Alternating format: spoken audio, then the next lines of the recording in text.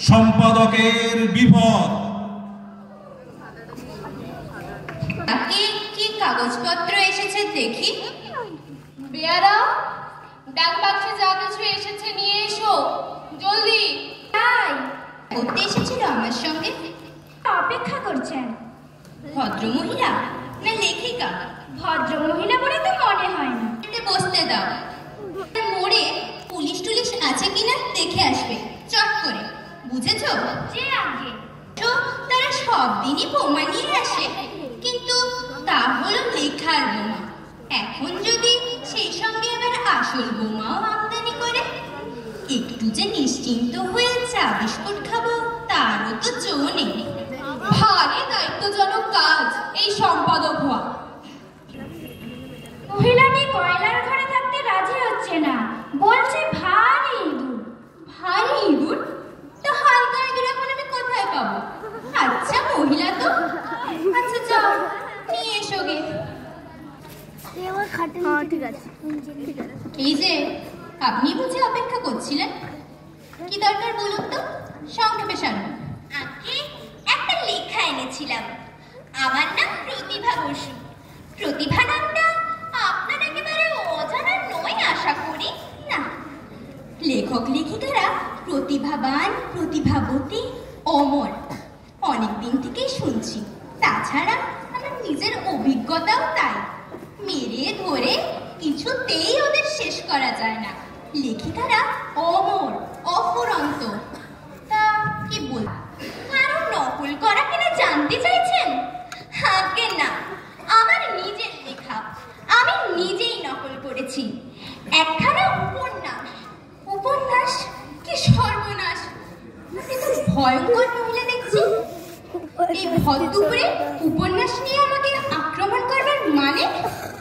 আমার উপন্যাস অন্যান্য কাগজেও বেরিয়েছে, তাই ভাবলাম আপনার বিখ্যাত মাসিকেও। আমার ইচ্ছে করছে এক্ষুনি তোমার গলা টিপে ধরি। আত্মরক্ষার খাতিরে তা করলে কোনো অন্যায় হয় না, আইনে সে অধিকার দেয়। আরে না না না না, আমি চলে যাচ্ছি। গলা টিপবেন না, আমি কোনো অসৎ উদ্দেশ্যে এখানে আসিনি। খাতাটা দিন, আমি চলে যাচ্ছি। খাতা দেব? বটে, ওসব চালাকি এখানে চলবে না। যখন দিতে এনেছেন তখন দেওয়া হয়ে গেছে। আপনার লেখাটা আমি পড়ে দেখব। বেয়ারা,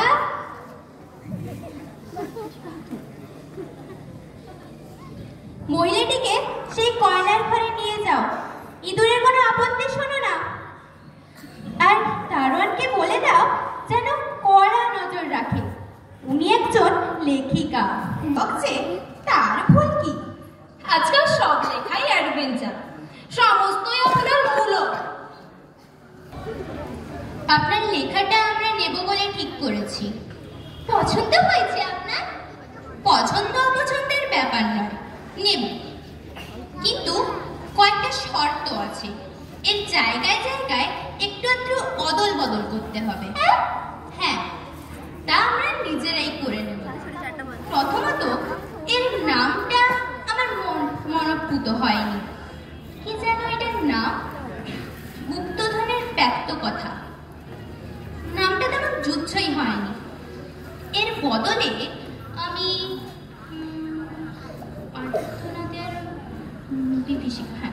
আর্তনাদের বিভীষিকা রাখতে চাই। কিন্তু তাহলে কি বাধা দেবেন না?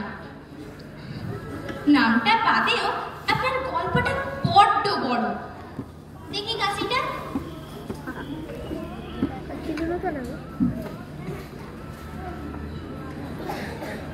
7,000-এর বেশি শব্দ আছে এতে। অথচ আমাদের মাসিকে উপন্যাস চালাতে হলে 4,000-এর বেশি শব্দ আমরা দিতে পারি না। অতএব এর কিছুটা বাদ দিতে হবে। কি সর্বনাশ! তাহলে আমার থাকবেটা কি? কেন? আপনার নাম, আসল জিনিসটাই তো থাকবে। আপনার নামটা আমরা কাটতে চাই না। আমার নাম? হ্যাঁ, নাম। নামের জন্যই তো লেখা। এই নিন আপনার শব্দ এগুলোর ওপর আমাদের আর কোনো দরকার নেই, কোনো দাবি দেওয়া নেই আমাদের এগুলোর ওপর। আপনি রেখে দিতে পারেন, অন্য কোনো কাগজেও দিতে পারেন, বা আপনার অন্য কোনো গল্পতেও লাগাতে পারেন, যা খুশি। তারপরে আমার গল্পের আর কি রইলো? অর্ধেকের বেশিই তো রইল, কমটা কি? কিন্তু মশাই, আপনি তো বইটার মাথার কেটে দিলেন। একটু বেশি হিসেব মাফিক করলে গল্পের সমস্ত শেষটাই যে বাদ পড়ে গেল। শেষে কি হলো কেউ বুঝতে পারবে না যে। আরে মশাই, আপনি দেখছেন নিহাত আনারে।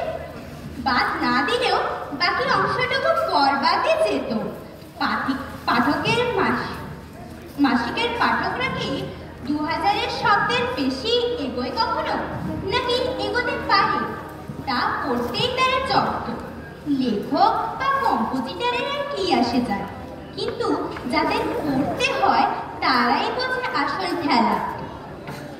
আর যাকে প্রুফ দেখতে হয়, নতুন প্রবন্ধ গল্পের শেষটা আপনার হাতেই তো আছে, পালায়নি। আচ্ছা, আপনি তাহলে কিভাবে গল্পটা শেষ করেছেন তা দেখাই যাক।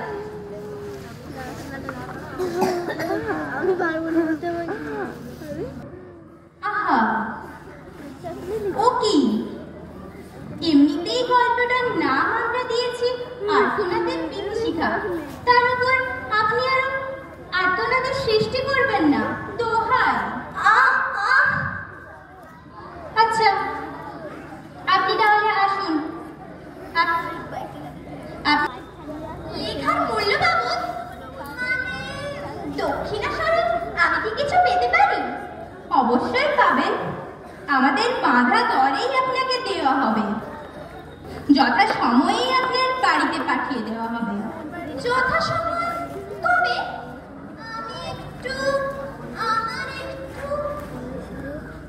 অযথা দুঃসময়ের মধ্যে রয়েছেন, এই তো জানা নয় যে যথা সময়ে বলবে। লেখাতে